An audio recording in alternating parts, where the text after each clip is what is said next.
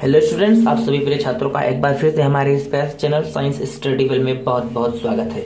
तो दोस्तों, आज के इस लेक्चर में हम लोग बात करने वाले हैं संकुलन क्षमता। किसके बारे में? संकुलन क्षमता के बारे में, जिसको हम लोग इंग्लिश में बोलते हैं पैकिंग इफिशियंसी। ये आपके बोर्ड पेपर में हमेशा से पूछा जाता है, चाहे बहुविकल्पीय प्रश्न हो या आपसे पूछ लिया जाता है। बहुविकल्पीय में ये ज्यादा पूछता है, ठीक है। तो देखिए, सबसे पहले मैं आप लोगों को बता दूं कि संकुलन क्षमता कैसे हम लोग चेक करते हैं। देखिए, संकुलन क्षमता सबसे पहले देख लीजिए कि किसे हम लोग कहते हैं। अगर हमारा ये लेक्चर आप लोगों को समझ में आएगा तो हमारे चैनल को सब्सक्राइब करके बेल आइकन को प्रेस कर दीजिएगा। और दोस्तों, हमारे चैनल के साथ आप लोग बने रहिए। ये जो टारगेट 90% लिखा है, ये जो टारगेट 90+ हम लोग लिखे हैं ना, ये यूं ही नहीं लिखे हैं। केवल आप हमारे चैनल के साथ बने रहिए। जो हम लोग कंटेंट को दे रहे हैं, जो पढ़ा रहे हैं, उसको पढ़िए, ठीक है। तो देखो, सबसे पहले देखिए कि संकुलन क्षमता किसे कहते हैं। किसी क्रिस्टल में, इससे पहले हम लोगों ने जाना कि क्रिस्टल जालक क्या होता है, यूनिट सेल क्या होता है, सभी सब कुछ जान लिया है। प्लेलिस्ट में आप लोग जाएंगे, इसी वीडियो के डिस्क्रिप्शन में मैंने दे दिया है, वहां पर एक एक वीडियो आप लोगों को मिल जाएगा, ठीक है। देखो, किसी क्रिस्टल में उपस्थित अवयवी कण मतलब परमाणु, अणु या आयन, ठीक है। जो बच्चे शुरू से देख रहे हैं उनको पता होगा कि अवयवी कण हम लोग किसे बोलते हैं। तो किसी क्रिस्टल में उपस्थित अवयवी कण क्रिस्टल जालक के कुल आयतन का जितना आयतन घेरते हैं। यानी बच्चों, अगर हमारे पास ये एक क्रिस्टल है, ठीक है, ये क्या है? क्रिस्टल जालक है। अब इसमें अगर हम लोग परमाणु को रख दें, परमाणु इस मान लीजिए हमारे पास व्यवस्थित है, तो इसमें हो सकता है कि कुछ छूट जाए, कुछ जगह छूट जाए, तो उसी को हम लोग बोलते हैं रिक्त, उसको हम लोग बोल देंगे रिक्त स्थान। तो यानी बच्चों, ये संकुलन क्षमता किसे कहते हैं? संकुलन क्षमता सिंपली अगर मैं आप लोगों को बता दूं तो परमाणुओं के द्वारा, यानी एटम्स के द्वारा, अवयवी कणों के द्वारा जितना घेरा गया स्थान होता है, यानी वह कितने टाइटली वहां पर मतलब एक दूसरे से जुड़े हुए हैं, कितना स्थान खाली है, वो वही हमारा, उसको हम लोग अभी ज्ञात करेंगे कि वह की मतलब संकुलन क्षमता का मतलब होता है। प्यारे बच्चों, मैं आप लोगों को सिंपली बता दूं कि हमारे मतलब परमाणु, यानी हमारे जो परमाणु हैं किसी क्रिस्टल जालक में कितने तगड़े, कितने अच्छे से बंधे हुए हैं एक दूसरे से, ठीक है। तो देखो, ये परिभाषा आप लोग यहां से आप लोगों को समझ में आ रहा होगा कि किसी क्रिस्टल में उपस्थित अवयवी कण क्रिस्टल जालक के कुल आयतन का जितना आयतन घेरते हैं। यानी बच्चों, अगर हमारे पास क्रिस्टल जालक का कुल आयतन मान लीजिए, ठीक है, कुल आयतन मान लीजिए 10 वैल्यूम है, अगर 8 ही वैल्यूम वो आयतन घेरे हुए हैं, तो वही उसका क्या हो गया? पैकिंग एफिशिएंसी, संकुलन क्षमता हो गई। उसे एक क्रिस्टल जालक की संकुलन क्षमता कहते हैं। आई होप कि इससे आप लोगों को परिभाषा एकदम आसान, बहुत ही आसान शब्दों में यार हमने परिभाषा को लिखा है, ठीक है। मस्त होगा सब परिभाषा, ठीक है। अब देखो, आज के इस लेक्चर में हम लोग एससीसी यानी simple cubic unit cell, simple unit cell यानी साधारण एकक कोशिका को हम लोग की संकुलन क्षमता, पैकिंग एफिशिएंसी को हम लोग यहाँ पे जानेंगे। तो वीडियो को पूरा देखिएगा आप लोग, और अगर ना समझ में आए ना तो चैनल हमारे कमेंट बॉक्स में जरूर कमेंट करिएगा, और समझ में आएगा तो भी कमेंट करिएगा। तो देखो, मैं आप लोगों को सबसे पहले बता दूं कि एससीसी यानी सिंपल क्यूबिक यूनिट सेल का स्ट्रक्चर हमारा किस प्रकार से होता है। प्यारे बच्चों, हमने जाना है कि इसका स्ट्रक्चर हमारा कुछ इस प्रकार से होता है। हम जानते हैं कि हमारे जो परमाणु हैं, अणु हैं या आयन हैं, ये केवल कोनों कोनों पर उपस्थित रहते हैं इस प्रकार से, ठीक है। इस प्रकार से हमारे क्या रहते हैं? उपस्थित रहते हैं। कौन? अवयवी कण, अवयवी कण, ये हमारे क्या है? अवयवी कण। वीडियो को पूरा देखिएगा, ठीक है। अवयवी कण थोड़ा सा बड़ा हो जाएगा बट अच्छे से समझाएंगे। अवयवी कण है हमारा। अब देखो, यहाँ पर इस प्रकार से हमें अवयवी कण होते हैं, यानी केवल कोनों पर हों तो हम लोग उसे बोलते हैं एससीसी। तो हम लोग एससीसी की संकुलन क्षमता भी अभी ज्ञात करने वाले हैं, ठीक है। पैकिंग एफिशिएंसी आपसे पूछी जाती है बोर्ड पेपर में। तो प्यारे बच्चों, मैं आप लोगों को एक छोटा सा बात बता दूं कि अगर हम लोग देखें तो अवयवी कण ये जो है, अगर इस प्रकार से अगर हम लोग क्रिस्टल जालक को देखें तो इस प्रकार से प्यारे बच्चों, इसके इधर भी यानी इधर भी और ऊपर नीचे सब जगह और ज्यादा क्या रहते हैं? एकक कोशिका रहती है। तो इस प्रकार से बहुत सारे एकक कोशिका, बहुत सारे यूनिट सेल से मिल करके हमारा क्रिस्टल जालक बनता है। ठीक वैसे जैसे हमारा दीवार बनता है एक एक ईंट से मिलकर, उसी प्रकार से हमारा एक एक यूनिट सेल से मिलकर हमारा क्रिस्टल जालक का निर्माण होता है। तो प्यारे बच्चों, मैं आप लोगों को से ये बात पूछूं कि जो हमारा ये कोना है, ये जो हमारा कोना है, यानी जहां पर हमारे कण होते हैं, अवयवी कण होते हैं, ये सब, ठीक है। ये अगर पूछूं आपसे तो ये जो कण है हमारे पास, अगर मैं आप लोगों को यहाँ पे समझाऊं कि अगर इसके ऊपर अगर एक ये यूनिट सेल रख दिया जाए और इसके साइड में एक यूनिट सेल रख दिया जाए और इसके नीचे एक यूनिट सेल रख दिया जाए और इसके लेफ्ट साइड में एक यूनिट सेल रख दिया जाए, तो क्या होगा, तो ये जो कोना है एक इस तरफ से, एक यहाँ पर भी इस तरीके से टच करेगा, ठीक है, और एक ऊपर भी। यानी अगर प्यारे बच्चों मैं आप लोगों को साफ साफ बता दूं कि क्या हम लोग क्या जानना चाहते हैं, तो हम लोग यहाँ पर हम ये आप लोगों को बताना चाहते हैं प्यारे बच्चों कि याद रखना है, ठीक है, याद रखना ये बात को आप लोगों को कि जो हमारा एक घन होता है, सिंपल हमारा यूनिट सेल क्या है, एक क्यूब है, एक घन है। तो जो एक घन होता है प्यारे बच्चों, एक घन जो हमारा होता है वह क्या होता है, उसमें जो एक कोना होता है, सपोज नहीं बल्कि मान लीजिए ये जो हमारा एक कोना है, ये जो हमारा एक कोना है वह क्या होता है, देखो जो एक कोना है हमारा, एक कोने पर जो हमारे कण होते हैं, जो हमारे क्या होते हैं, पार्टिकल्स होते हैं, देखिए सभी कोनों पर हमारे पार्टिकल्स होते हैं, बट केवल एक कोन को आप लोग ले लीजिए, यानी एक कण को, तो वो जो होता है 1/8 शेयर होता है। यानी वह बच्चों एक जो कोन है यहाँ पे इसकी, ठीक है, ये सब वो कितनी 8 अभी 8 यूनिट सेल में क्या होती है, शेयर होती हैं, 8 जगहों पर शेयर होती हैं, 8 यूनिट सेल में नहीं, 8 जगहों पे। इस तरीके से इसके ऊपर भी होंगी, यहाँ पर हो रही हैं, ठीक है। इसके इधर सपोज आप एक कमरा आप जब एक कमरे में आप बैठकर स्टडी कर रहे हैं, आप उस कमरे के एक कोने को पकड़ लीजिए और उस कोने को देखिए ऊपर नीचे दाएं बाएं, ठीक है, देख लीजिए, तो वो जो एक कोना है वह कहाँ पर शेयर होगा बच्चों, 8 कमरों में, 8 जगहों पर वह शेयर होता है। अर्थात अगर बात करें तो एक जो कोना है वह एक घर में यानी एक क्यूब में उसका कितना पार्ट होगा, 1/8 पार्ट होगा ना। वही बात यहाँ पर आप लोगों को मैं समझा रहा हूँ कि जो एक घन में एक कोना होता है वह 1/8 शेयरिंग होता है। यानी एक घन में एक क्यूब में बच्चों का कितना होता है, 1/8 शेयर होता है। कितना, एक कोना पर जो कण होता है, यानी एक कण। अगर इसी प्रकार से हम लोग बात करें एक घन अगर एक फलक की बात करें, एक फलक का मतलब होता है बच्चों ये एक फेस, तो एक फेस पर अगर हम लोग जानते हैं फेस सेंटर्ड में हम लोगों ने पढ़ा था, तो कहाँ पर होते हैं, एक फेस पर ही है, तो एक मतलब मिडिल में ही होता है। देखो ये हमारे पास है एक, और यहाँ पे इसके केंद्र पर ही होता है, ठीक है। तो देखो अगर मैं आप लोगों से पूछूं, एक दीवार है, सपोज ये देखिए एक दीवार है, अगर हम लोग यहाँ पे एक कण बना दे, एक कोना बना दे, ये हमारे पास एक दीवार है, इसको हम लोग मान लें। देखिए ये हमारे पास क्या है, एक दीवार है और ये हमारे पास एक केंद्र है उस दीवार का। तो प्यारे बच्चों ये कहाँ पर होगा, ये जो है एक इस रूम में होगा और एक इस रूम में होगा, 2 ही रूम में होगा। तो वही यहाँ पर बात बोला गया है प्यारे बच्चों कि हमारा जो एक फलक है, एक फलक पर जो हमारा क्या होता है, कण होता है, 1/2 यानी 2 में होता है ना। यहाँ पर 8 में हो रहा था तो 1/8 यहाँ पर 2 में हो रहा है। क्योंकि देखो यार अगर इस प्रकार से प्यारे बच्चों ये एक दीवार है और यहाँ पर एक केंद्र है, तो ये जो एक दीवार है 2 ही कमरों में तो शेयर हो रही है कि इधर वाले कमरे में होगी, नहीं होगी, इधर वाले कमरे में नहीं होगी, केवल लेफ्ट वाले में हो रही है, केवल राइट वाले में हो रही है। वही बात मैं आप लोगों से बता रहा हूँ कि ये जो हमारा एक फलक पर कण होता है वो कितना 1/2 शेयर होता है। और अगर बात करें एक घन में एक किनारा, क्योंकि बच्चों एक किनारा यानी हमारे पास ये इस प्रकार से जो ऊपर वाला पार्ट होता है, ये हमारा दीवार है, ये हमारा दीवार है, ये हमारा देखिए ये हमारा दीवार है इस प्रकार से, और इसी प्रकार से जो हमारा दीवार, इस प्रकार से दीवार जो होता है, ठीक है, ये यही हमारे किनारे हैं, एज हैं। कितने होते हैं एज, ठीक है, देखो इस प्रकार से एजेस। अगर हम इसकी बात करें प्यारे बच्चों तो इस प्रकार से हमारा एज जो होता है कि हमारा एज नहीं किनारा, ठीक है, हाँ किनारा जो हमारा होता है प्यारे बच्चों, वह अगर बात करें तो वह जानते हैं कितना होता है, 1/4 शेयर होता है एक रूम में। यानी बच्चों ये उस रूम में होगा, उसके जस्ट साइड वाले रूम में होगा, फिर उसके ऊपर वाले रूम में होगा, फिर उस जो साइड वाला कमरा है उसके भी ऊपर वाले रूम में होगा। अर्थात 1/4 शेयरिंग होता है इसका भी।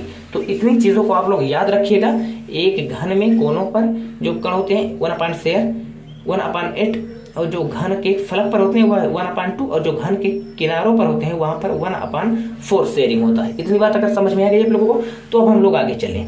अगर हम आप लोगों को थोड़ा सा 3D के बारे में बताएं, 3D स्ट्रक्चर अगर इसका दिखाएं, किसका, हमारा जो ये प्यारा सा नन्हा सा मुन्हा सा है, इसको अगर हम लोग देखें तो ये हमारा इस प्रकार से स्ट्रक्चर रहता है बच्चों, इस प्रकार से इसका स्ट्रक्चर 3D में, ठीक है, 3 डायमेंशन में अगर देखा जाए। मैंने आपको बताया था, ये देखिए ये हमारा सपोज मान लीजिए Z अक्ष हो गया, ये हमारा X अक्ष हो गया और ये हमारा Y अक्ष हो गया। तो ये इसी को हम लोग बोलते हैं 3 डायमेंशन, 3D जिसको हम लोग बोल देते हैं शॉर्ट में।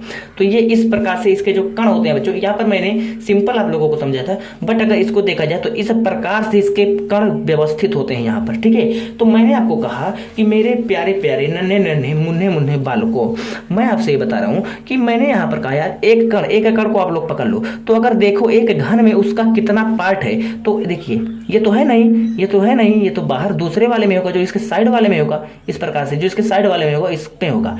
और अगर यहाँ पर बात करें तो ये इतना ही भाग तो है यार, देख लो यहाँ से इतना ही भाग तो है, ये तो मतलब खाली है, एकदम लाखैरा है, दूसरे वाले में है।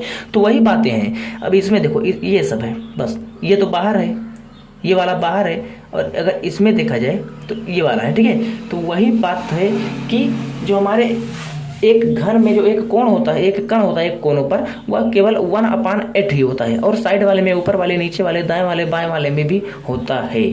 इतनी बात क्लियर है आप लोगों को? तो चलो वेरी गुड। अगर इतनी बात क्लियर है तो हम लोगों को आज जानते हैं SCC यानी यूनिट सेल्स का हम लोग बच्चों एनालिसिस करने वाले हैं, एकदम एक्सरे हम लोग करेंगे आज किसके, यूनिट सेल की। तो आज हम लोग केवल SCC के बारे में अच्छे से पढ़ेंगे। तो देखिए हम लोगों को सबसे पहले पढ़ना है कि प्रभावी कणों की संख्या कितनी होती है। अभी मैं आप लोगों को बता रहा हूँ A और R के बीच संबंध, जहाँ पर A क्या है बच्चों, घन के किनारों की लेंथ है, लंबाई है। ये जो है, ये जो हमारा किनारा है, किनारा ये तो है, ए हो गया, ये भी किनारा ए हो गया, ये भी किनारा ए हो गया, ये भी ए हो गया, ये ए, सब ए है, ठीक है, लंबाई हो गई। और ये हमारा आर जो है परमाणुओं की त्रिज्या हो गई, और उप संयोजन संख्या यानी कोऑर्डिनेशन नंबर को भी हम लोगों को जानना है। और संकुलन क्षमता यानी पैकिंग इफिशियंसी को भी एकदम अच्छे तरीके से हम लोग इस लेक्चर में पढ़ने वाले हैं, जो कि ये है। पैकिंग इफिशियंसी आप लोगों के लिए बहुत ही इंपॉर्टेंट है, ये आपके बोर्ड एग्जाम में भी हमेशा पूछा जाता है 1 नंबर में। तो चलो देखते हैं, स्टार्ट करते हैं प्यारे बच्चों।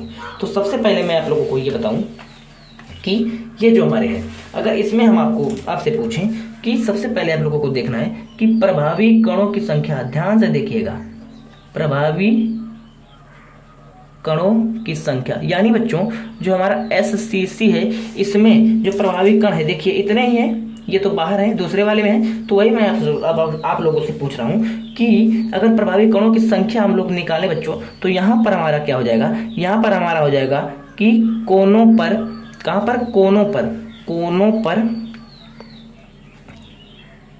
कणों की संख्या, कोनों पर कणों की संख्या कितनी है, ठीक है, कोनों पर कणों की संख्या कितनी है, और हमारा इंटू हो जाएगा एक कण का योगदान है। यानी बच्चों एक कण का योगदान मतलब एक कण की शेयरिंग कितनी है, एक कण की जो शेयरिंग है, देखिए एक क्यूब में जो एक कण की शेयरिंग है कितनी है, 1/8 है, ठीक है। इसीलिए मैं आपको वो चीजें बता रहा था, एक कण का योगदान, ठीक है, ये आप लोग ले लीजिएगा योगदान। तो अगर अब यहां से हम लोग देखें तो क्या हो जाएगा, कोनों पर कणों की संख्या, कोनों पर कणों की संख्या हमारे बच्चों कितनी है, 1 2 3 4 5 6 1 2 3 4 5 6 7 8, कोनों पर कणों की संख्या 8 है, इनटू एक कण का योगदान कितना है प्यारे बच्चों, 1/8, देखिए 1/8 है, तो यहाँ पर हो जाएगा 1/8। अब यहाँ से ये कैंसिल हो जाएगा, अब 1 का गुणा 1 में होगा तो हमारा हो जाएगा 1। और मैं आप लोगों से बता दूं कि प्रभावी कणों की संख्या को हम लोग Z से रिप्रेजेंट करते हैं, तो हमारा यहाँ पर Z का मान आ गया 1। और ये हमारा जो पहले वाला का आंसर है, यानी प्रभावी कणों की संख्या यहाँ पर कितनी होती है, प्रभावी कणों की संख्या हमारे SCC में कितनी है बच्चों, एक है, सॉरी क्या है, प्रभावी कणों की संख्या, प्रभावी कणों की संख्या 1 हो गई। और इसको आप लोग लर्न कर लीजिएगा, यानी रट्टा मार लीजिए, समझा तो दिया मैंने, और इसको आप लोग रट्टा मार लीजिए कि SCC में जो हमारी होती है क्या, जो हमारे प्रभावी कण होती हैं, यानी वह कितने कणों से मिलकर बना होता है, एक ही कण से मिलकर बना होता है, क्योंकि सभी जो 8 कण है उनका योगदान थोड़ा थोड़ा होता है ना, इसीलिए। अब देखो इतनी बात अगर समझ में आ गई है तो अब हम लोग आगे चलते हैं। आगे हम लोगों को क्या पढ़ना है, आगे हम लोगों को देखना है ए और आर के बीच संबंध। तो ए और आर के बीच का संबंध आप लोगों को यहाँ से पता चलेगा बेटा। कैसे पता चलेगा, देखो ये हमारे पास एक एज आप लोग ले लीजिए, सिंपली ये एक एज है और ये हमारे एक एज इस प्रकार से है, ठीक है, इस प्रकार से एज है, इस प्रकार से हमारे क्या है, हमारे पार्टिकल्स हैं, और ये इसकी लंबाई, इस एज की लंबाई, किनारे की लंबाई है ए, और इसका, इस कण का देखिए ये जो है इसकी त्रिज्या हो गई r और इसकी त्रिज्या हो गई r। इस प्रकार से देखिए इसकी त्रिज्या r, इसकी त्रिज्या, इस गोले की त्रिज्या r है। पूरा बेस अगर यहाँ तक होता तो हम लोग 2r लेते। क्यों? क्योंकि इसका जो व्यास है बच्चों 2r होता है, गोले का व्यास 2r होता है ना। तो आधा है यानी त्रिज्या है तो r लेंगे, रेडियस है तो यहाँ पर हो जाएगा r 2r। जो a है बराबर, a है बच्चों ये एक लेंथ है, एक लेंथ है घन की, वो क्या है 2r के बराबर है। अगर r और a और r में हम लोग रिलेशनशिप देखें कि रिलेशन क्या है, तो यहाँ पर क्या है रिलेशन, देखिए a और r में संबंध क्या है, a और r में संबंध वही है कि जो एक a है बच्चों, यानी एक a है वह 2r के बराबर है। यहाँ से मैंने आपको समझा दिया है ना बराबर। देखो अरे यार इस प्रकार से है मेरे भाई, इस प्रकार से है, तो ये तो यहाँ तक है पॉइंट, ये यहाँ तक है, तो ये टोटल 2r होता है। यहाँ पर इतना केवल r है, इतना r है, इसकी इस गोले की त्रिज्या r, इस गोले की त्रिज्या r, और इतना टोटल a है, टोटल a है, यानी क्योंकि ये घन का किनारा है बच्चों। तो यहाँ पे अगर इस गोले का हम लोग वो देखें क्या त्रिज्या, तो इस गोले का त्रिज्या r, इस गोले की त्रिज्या r हमारा 2r के बराबर हो गया। यानी अगर हम लोग देखें a और r में संबंध, तो a जो है वह 2r के बराबर है, वही बात है यहाँ पर। तो हम लोग दूसरे को भी एकदम अच्छे तरीके से समझ लिया है, एकदम रट्टा नहीं बल्कि समझा रहे हैं यार, एक एक चीज को मैं आप लोगों को समझा रहा हूँ। अब देखो, अब अगर बात करें बच्चों कि उप संयोजन यानी कोऑर्डिनेशन नंबर कितना होता है, कोऑर्डिनेशन नंबर, कोऑर्डिनेशन नंबर यहाँ पे कितना होता है, तो कोऑर्डिनेशन नंबर हमारे एससीसी में होता है 6। क्योंकि प्यारे बच्चों मैं आप लोगों को यहाँ से समझा रहा हूँ, कहाँ पे, ये देखिए अगर देखें यहाँ पर कोई एक कोना ले लो, ये हमारे पास एक कोना है, ठीक है, इससे डायरेक्ट कितने कण जुड़े हुए हैं, देखो एक कण डायरेक्ट ये जुड़ा है, एक कण हो गया, एक 2 हो गया, ठीक है, और ये नीचे वाला हो गया 3, डायरेक्ट जो जुड़ा हुआ होता है उसे हम लोग कोऑर्डिनेशन नंबर बोलते हैं, ठीक है। और ये देखो इस साइड में जो एक जुड़ेगा और इस साइड में जो एक जुड़ेगा इस प्रकार से, और इसके ऊपर जो एक जुड़ेगा, यानी बच्चों अगर हम लोग देखें तो कोऑर्डिनेशन नंबर हमारे एससीसी में कितना हो जाएगा, 6 हो जाएगा। सिंपल सी बात है। इतनी बात अगर समझ में आ गई है तो हम लोग अब आगे चलते हैं, एससीसी की संकुलन क्षमता को देखते हैं। एससीसी की संकुलन क्षमता जिसको हम लोग बोलते हैं पैकिंग इफिशियंसी, ठीक है, पैकिंग इफिशियंसी। अब हम लोग देखते हैं किसकी, परसेंटेज पैकिंग इफिशियंसी किसकी देखते हैं, एससीसी हम लोग पढ़ रहे हैं। तो सबसे पहले मैं आप लोगों को बता दूं, हम जानते हैं कि प्रभावी कणों की संख्या z जो है हमारा 1 है, a और r में रिलेशनशिप है a = 2r। तो मैं आप लोगों से पूछूं कि बच्चों यहाँ पे जो होती है, ठीक है, एकक कोष्ठिका किसके लिए, एकक कोष्ठिका के लिए, तो मैं अगर आप लोगों से पूछूं कि पैकिंग इफिशियंसी हम लोग किसे बोलते हैं, किसी क्रिस्टल में उपस्थित अवयवी कण जो होते हैं, क्रिस्टल जालक के कुल कितना आयतन, यानी क्रिस्टल जालक का जितना आयतन है वह कितना आयतन लिए हुए हैं, ठीक है। तो देखिए यहाँ पर अगर हम आपसे एक फॉर्मूला बताएं, जो लोग ऊपर का परिभाषा अच्छे से समझे वही जान पाएंगे, ठीक है।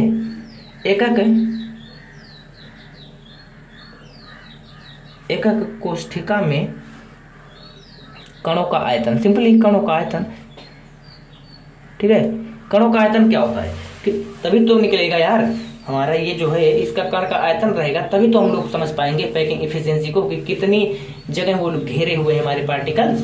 आयतन हो गया, और हमारे पास हो गया बच्चों एकक, दिखाई नहीं दे रहा है, थोड़ा सा ऊपर करते हैं, एकक कोष्ठिका का आयतन, कितने कण वहां पर घेरे हुए हैं और इस कोष्ठिका का टोटल आयतन कितना है, इनटू परसेंटेज हमको निकालना है, तो 100 से हम लोग मल्टीप्लाई कर देते हैं। इतनी बात अगर समझ में आ गई है तो अब हम लोग आगे चलेंगे। हम लोग जानते हैं कि गोला, ये हमारा जो परमाणु है बच्चों, परमाणु है ये क्या है, गोल है, गोला है, परमाणु हमारे जो क्या है गोला है। तो हम लोग अगर गोला का आयतन देखें, क्या होगा गोला का आयतन, तो हम लोग क्लास 10th में ही पढ़ते हैं, बायो वाले छात्रों को थोड़ी सी प्रॉब्लम होगी, 4/3 πr³ होता है गोले का आयतन, गोले का आयतन 4/3 πr³ होती है। तो अब हम आप लोगों को यहाँ से हम आपको बताएं, तो हमारा जो ये है बच्चों, ठीक है, एकक कोष्ठिका। अब यहाँ पे देखिए एकक कोष्ठिका में कणों का आयतन एक कोष्ठिका में सबसे पहले मैं आप लोगों से बता दूं कि कितने कणों से मिलकर बना है। एक कण से देखिए प्रभावी कणों की संख्या 1 है, तो यहां पर हो जाएगी, थोड़ी सी और लिखनी पड़ेगी हम लोगों को, प्रभावी कणों की संख्या। सबसे पहले आप लोगों को यही जानना है ना कि प्रभावी कणों की संख्या और एक गोले एक कोष्ठिका में जो कणों का आयतन है, कण हमारे कैसे हैं, स्फेयर हैं, गोलाकार हैं, तो गोलाकार का जो आयतन होगा 4/3 पाई आर क्यूब। यहाँ पर मैंने आपको बताया है, देखिए ये आप लोग लिख लीजिएगा कहीं, ठीक है। ये हो गया बच्चों। अब प्रभावी कणों की संख्या देखिए, नीचे हम लोगों को क्या करना है, नीचे हम लोगों का एक कोष्ठिका का आयतन, एक कोष्ठिका का आयतन होता है a क्यूब, किनारों का उसके जो होता है उसको हम लोग क्यूब कर देंगे, वही हो जाएगा। अब थोड़ा सा यहाँ पे हम लोग सादा पेज लेंगे, देखो ये हो गया बच्चों। अब देखिए प्रभावी कणों की संख्या कितनी थी, 1 थी, और हमारे गोले का आयतन कितना होता है, 4/3 पाई आर क्यूब, ये होता है। और नीचे हम लोग लिखे थे a क्यूब, क्योंकि घन का आयतन टोटल, ठीक है। और परसेंटेज हमको निकालना है, सो 100 से हम लोग यहाँ पर मल्टीप्लाई कर देंगे। अगर इतनी बात आप लोगों को समझ में आ गई है तो अब हम लोग आगे चलें। हम लोग बेटा जी जानते हैं कि ए जो हमारा है वह 2r के बराबर है। आपको पता है कि जो हमारा एक घन की किनारा का जो लेंथ है, लंबाई है, वह गोले के 2r यानी 2 त्रिज्या के बराबर है, 2r के बराबर है। यहाँ से देखिए a = 2r, तो इसीलिए a की जगह पर हम लोग 2r लिख देंगे, यानी 1 × 4/3 पाई आर क्यूब। ए की जगह पर 2r का हम लोग क्या कर देंगे, क्यूब कर देंगे सिंपली, इंटू 100 से मल्टीप्लाई। अब यहाँ से आर क्यूब से आर क्यूब यहाँ से कैंसिल हो जाएगा, और आप लोग कैंसिल कर लीजिएगा। और जब आप लोग इसको हल करेंगे बच्चों, तो यहाँ पर क्या हो जाएगा, जब इसको आप लोग हल करेंगे तो यहाँ पर इसका आएगा मतलब 52 या 52.4%। इतना यहाँ पर क्या होता है बच्चों, इतनी यहाँ पर खाली स्थान, यानी इतनी यहाँ पर खाली स्थान होती, सॉरी भरा हुआ स्थान होता है यहाँ पे। पैकिंग एफिशिएंसी इसकी कितनी होती है, 52 पॉइंट, थोड़ा सा मैं अलग यहाँ पे इसको घेरा में कर दे रहा हूँ। इतनी यहाँ पर 52.4% होती है इसकी पैकिंग एफिशिएंसी। क्या पैकिंग एफिशिएंसी क्या होती है बच्चों, पैकिंग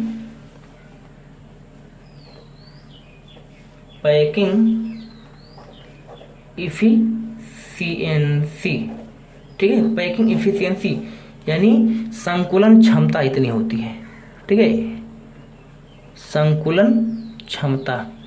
तो आई होप कि इतना चीज आप लोगों को समझ में आ गया है प्यारे बच्चों। अगर इतना चीज आप लोगों को समझ में आ गया है तो आई होप कि आपने एकदम मतलब यार कि बहुत ही अच्छे तरीके से एससीसी को समझ लिया प्यारे बच्चों, ठीक है। तो मिलते हैं अगली वीडियो में, तब तक बने रहिए आप हमारे चैनल के साथ।